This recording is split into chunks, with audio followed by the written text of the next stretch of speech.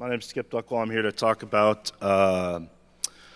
bypassing wired 802.1x with a bridge using Linux. So I'll just kind of get right into it. Oops, it's not. Oh, God damn it. Is that pushing slides? There we go. All right, so I've been working with Linux since 1993. It's a really long time, back before there was a 1.0 kernel. Unix admin by trade. I transitioned to IT security a while back.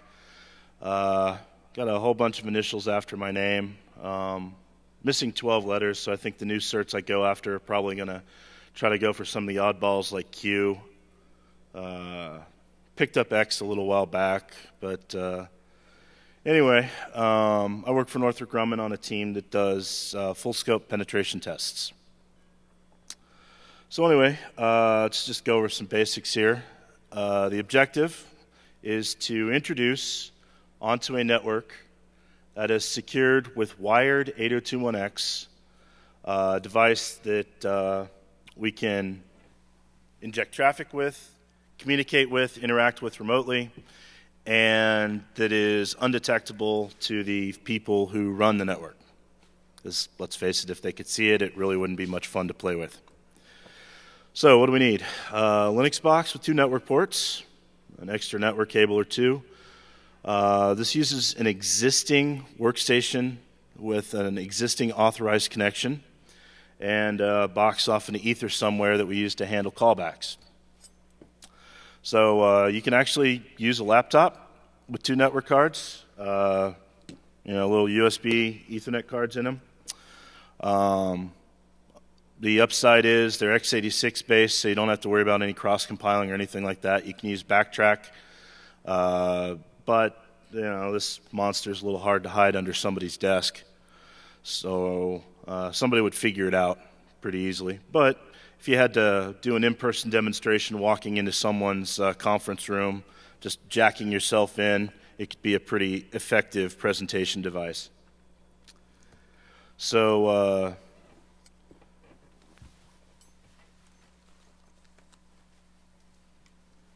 also got something like this. It's an Atom-based industrial PC, pretty small. This one's got 2 Ethernet ports already on it, bunch of USB. You can put an SSD hard drive in it or a regular hard drive. It's completely fanless, pretty quiet, pretty easy to shove under a desk somewhere.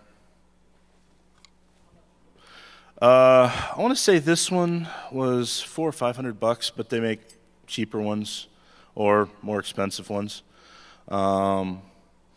Anyway, there's a lot of industrial PCs or this kind of technology meant to run in environments where it's not terribly computer equipment friendly, so high temperature, humidity environments, that type of thing.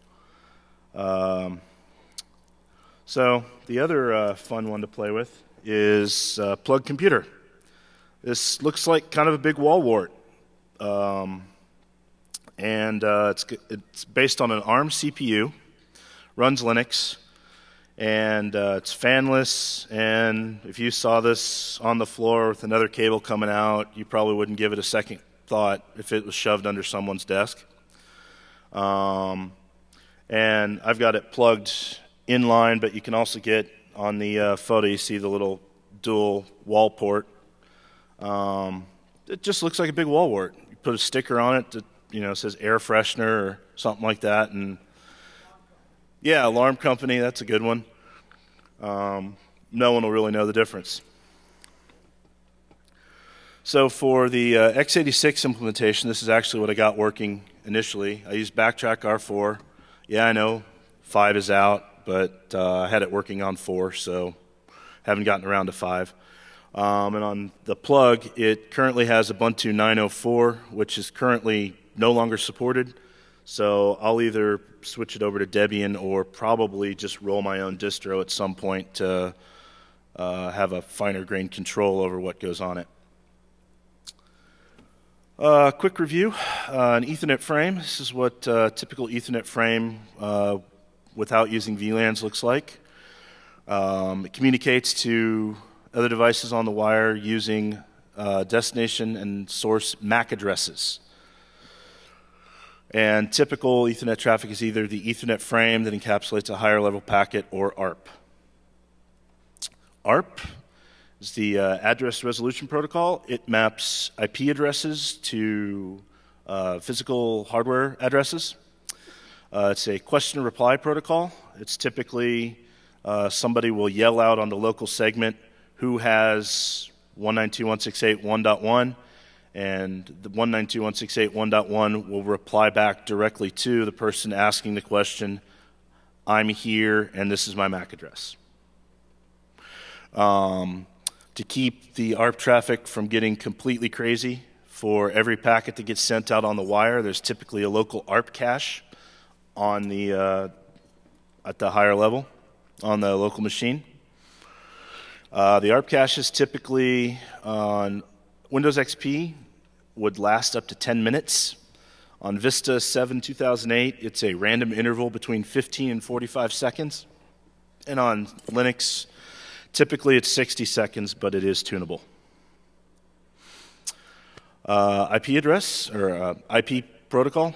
IP encapsulates TCP, UDP, and it uses IP addresses to communicate with who it needs to talk to next. So what happens if a destination IP is outside the local network? Well, the packet has to get routed. There's a local routing table on the device that decides what needs to happen to the packet once it leaves the device. Typically, the only networks that a local device can route to directly are on the local segment it's on. To go outside that, you typically forward to a gateway. When an IP packet gets routed to its next hop, the local machine will check the routing table, figure out what the next hop router is. It will check its local ARP cache to see if the MAC address is known for the next hop. And if it doesn't know it, it will ARP for it, store it in a local cache, and it'll construct the Ethernet frame, and the frame gets fired off down the line. EAP is the Extensible Authentication Protocol. It's not really it's a framework. It's not a standard. More like guidelines. Everybody tends to implement kind of their own little thing. There's 40 or so. The big ones that we're concerned with is EAP TLS and EAP over LAN, or EPOL. EPOL is what is used to authenticate using 802.1x. 802.1x is an IEEE standard for port-based network access control. It's got three pieces. There's a supplicant, namely the client that is authenticating to the network, an authenticator, which is the device that the supplicant is authenticating to, and then there's some sort of back-end authentication server, usually Radius, something like that, that takes the credentials from the authenticator and validates them, and then gives the ultimate decision about whether or not to let the supplicant onto the network. So the supplicant packages up the authentication information. It could be a password, it could be a certificate, it could be any number of things. Package it with EPOL, sends it to the switch. The switch will then repackage it into a Radius request. The authentication server takes a look at it and gives the ultimate decision, and then if successful, the traffic is allowed to pass through the network.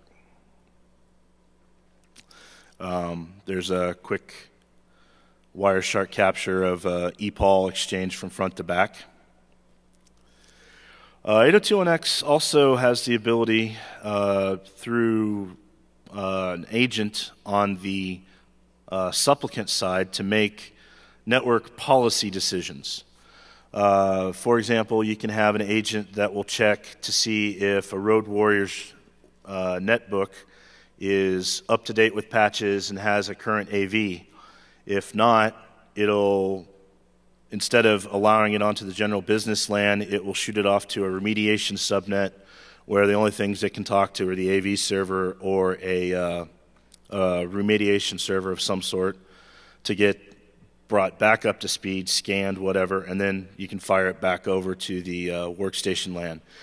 You can do things like require an account membership to a Windows domain, so you have to actually be logged into a domain to be able to use the local network resources, and if not, either deny access or toss people onto a guest VLAN, depending on how friendly you are. And you can also use it to load balance to a lesser populated VLAN. So you don't just wake up one day and decide, hey, I'm going to implement 802.1x today. There's a lot of planning required because you have to have an authentication server, more than likely one or two. You need more power, more licenses. All of your equipment needs to be able to support 802.1x. Printers are a notorious special case for a lot of things. It's complicated to set up. You have to plan your deployment carefully. You have to start office by office, making sure your switches are upgraded, making sure the supplicants are communicating correctly. Then when you turn it on, you got to make sure it all works. It's often a very long-term project that requires a lot of planning. And you also, for your organization, typically have to have a fairly robust and mature infrastructure before you even consider implementing it. If you're just got one network guy, he's not going to, well, he'll probably quit if you just decide you're going to do it one day. There's always going to be exceptions. Printers, I mentioned before, typically those are going to be secured with either sticky MACs or Cisco calls it MAC auth bypass, which is basically allows you to specify a MAC address that will authenticate via radius, but it's kind of a special case. We'll let him on anyway, even though he's not fully 802.1x capable. You've got PXE booting potentially in your environment, hardware-software test networks where the configuration may change over time and 802.1x may not be the best thing to do to facilitate your testing. OS reloads, booting from Windows to Linux, that sort of thing. These are all things that will cause you issues if you have a strict 802.1x implementation. On the client side, how often does the link on the client actually go down? People kick cables all the time. Power cables get taken out of computers underneath the desk. Reboots, people will shut down or suspend their computer at the end of the day. And then there's good old Reboot Wednesday after Patch Tuesday. Every one of those machines, as soon as it goes back to CMOS, drops its link. So you can't just, it's something you have to pay attention to and you have to be aware of, that you can't just be very strict about once the link drops, it's never going to come back without human intervention. Typically, it's configured in such a way that it will come back up after reauthentication, just forces another reauthentication. And then obviously you have to configure your various clients, be it Linux, Windows, or whatever, to support 802.1x, and that can be a bit of an adventure if you have a very heterogeneous network. In 2004, a security researcher demonstrated an attack using 802.1x against a